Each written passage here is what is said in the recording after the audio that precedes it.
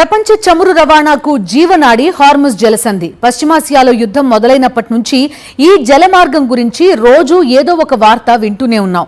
తాజాగా కొత్త సమస్య వెలుగులోకి వచ్చింది. అదే నిజమైతే ఇప్పుడు ఇరాన్ తలుచుకున్న హార్ముజ్ జలసంధిని రీఓపెన్ చేసే పరిస్థితి లేదనిపిస్తోంది. అసలు ఏంటి ఆ కొత్త చిక్కు? అమెరికా ఇరాన్ మధ్య 2 వారాల సీజ్ ఫైర్ మొదలైన హార్ముజ్ జలసంధి మాత్రం ఇంకా పూర్తిగా తెరుచుకోలేదు. ఈ జలమార్గాన్ని తెరవాలని అమెరికా ఒత్తిడి తెస్తుంటే ప్రత్యామ్నాయ మార్గాల్లో వెళ్లాలంటూ ఇరాన్ స్వయంగా ప్రకటన చేసింది.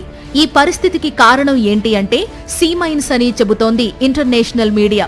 హార్ముజ్ జలసంధిలో సీ మైన్స్ ను ఏర్పాటు చేసిన ఇరాన్కే ఇప్పుడు అవి ఎక్కడెక్కడ ఉన్నాయో తెలియదట.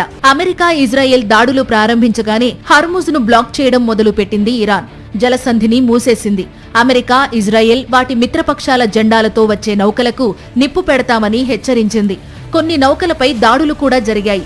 అంతేకాదు, హర్ముజ్ లో తన శత్రు దేశాల నౌకలను అడ్డుకునేందుకు సీ మైన్స్ అమర్చింది ఇరాన్.